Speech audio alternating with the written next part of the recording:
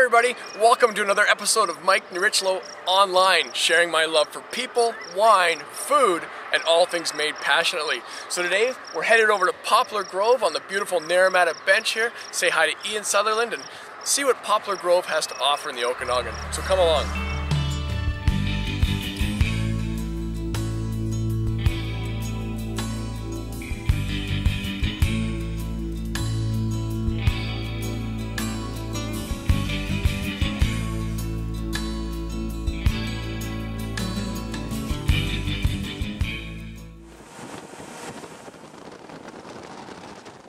With Ian Sutherland sitting on his boat right in front of the beautiful Naramata bench. I mean, a beautiful picturesque spot of the Okanagan. So, I mean, Ian, thanks so much for having us.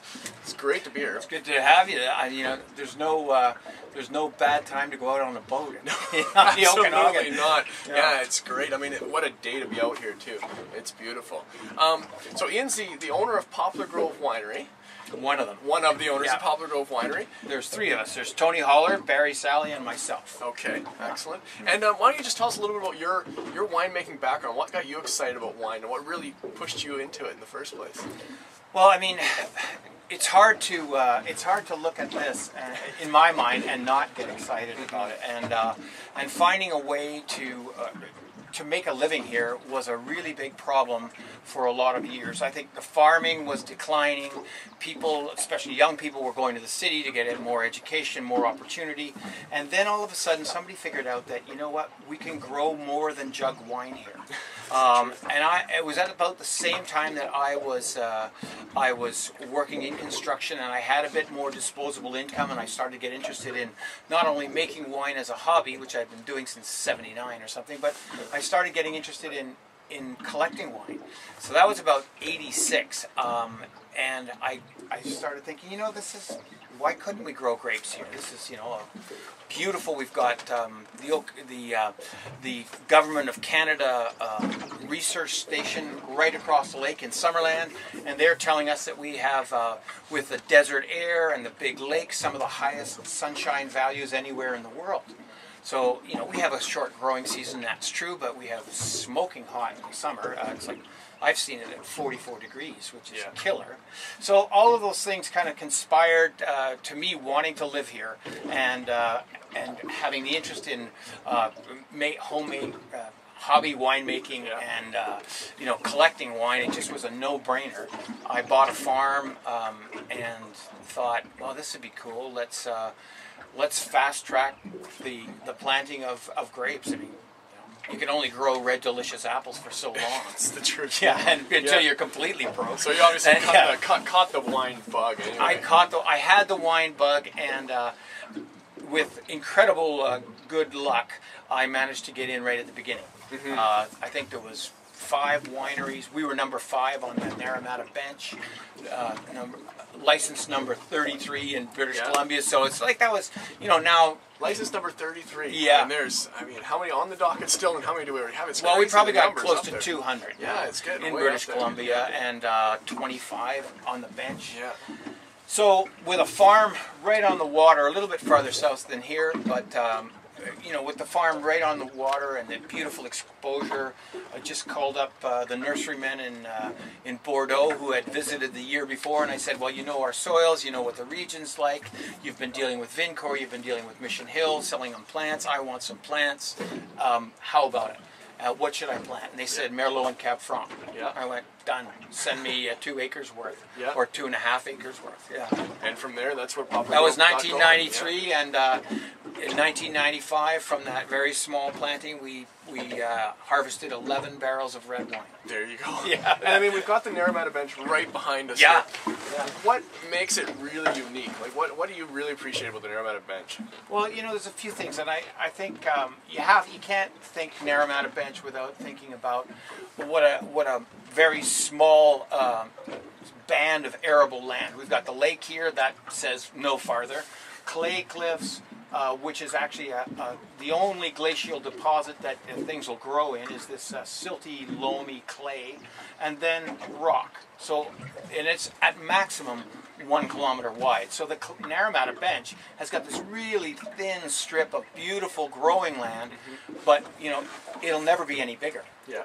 So that's that gets me excited that we have here the ability to produce beautiful fruit and make beautiful wines, but you know, it's very, very limited. Yeah, it has the capability of keeping its own expression and individuality, and just growing character as the years go. So you look at those cliffs and you see, oh, they're covered in sagebrush, and that all of that adds to the terroir and actually becomes part of the wine, becomes part of the flavors of the wine, the seasons.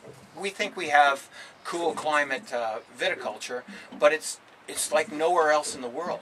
It's very short season, 180 frost-free days. Yeah. And so the plants have to wake up, start pushing buds, produce flowers, pollinate the flowers, set fruit, grow canes, make a photosynthetic engine, all in 180 days. And that's like, you know, Australia's got like 500 days a year of sun and heat. Yeah, yeah. We got 180.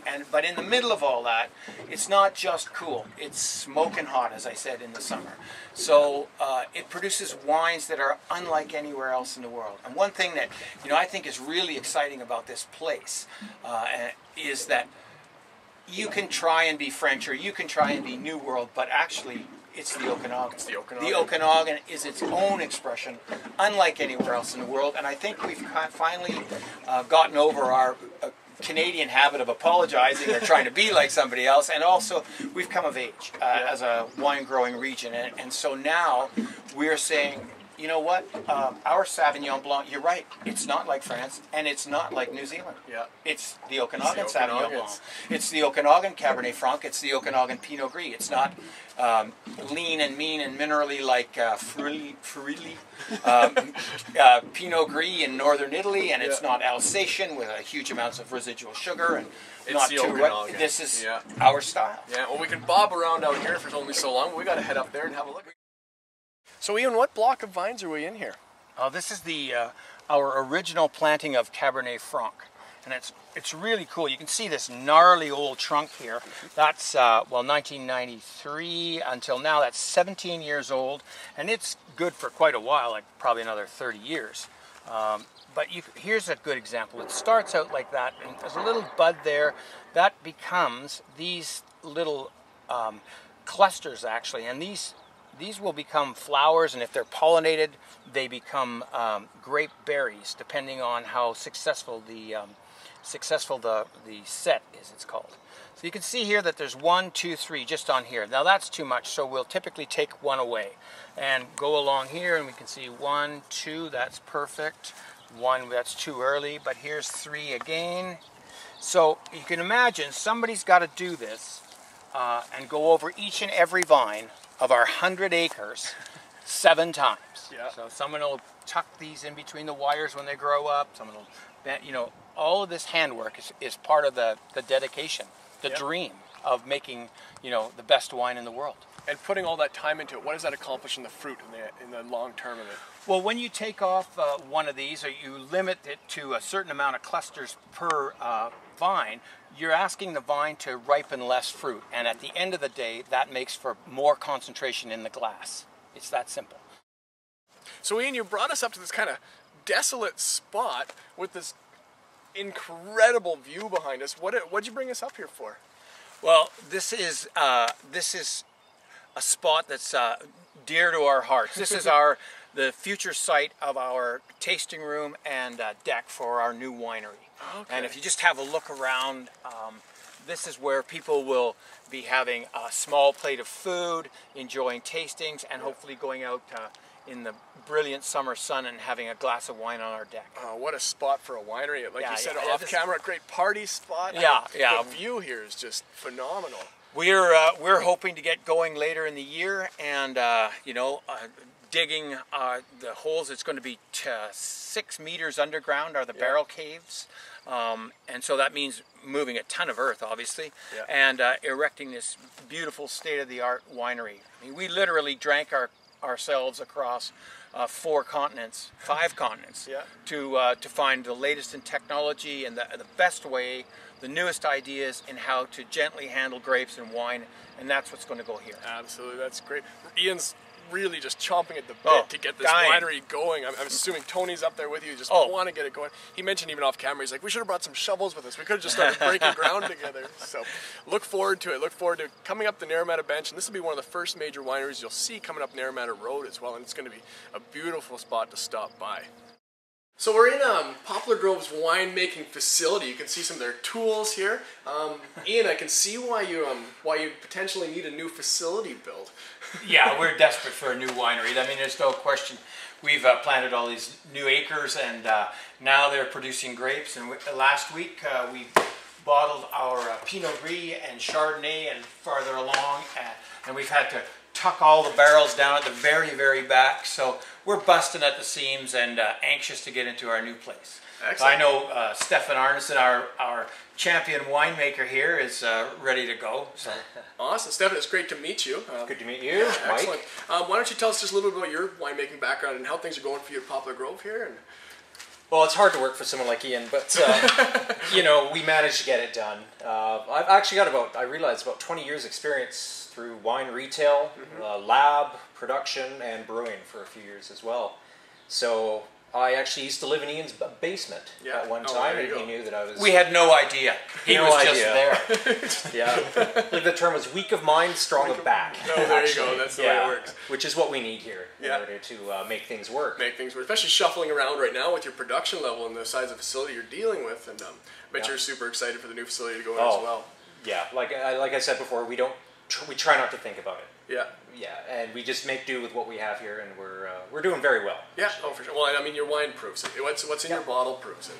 Ian, thank you so much for sharing the Poplar Grove experience with us today and everybody out there. We hope you enjoyed your view of Poplar Grove. So if you're ever in the Naramata area, driving along Naramata Road, make sure you stop in at Poplar Grove for a tasting. Say hi to Ian, the people here. You won't be disappointed. Well, thank you very much. That calls for a toast and a glass of legacy. Cheers. Cheers. Thanks for having us.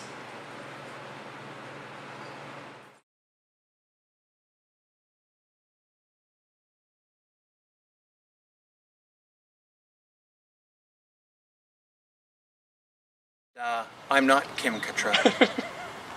I'm Cattrall. But this is Poplar Grove Winery, and the views, well, not this view, but that view is beautiful British Columbia at Poplar Grove.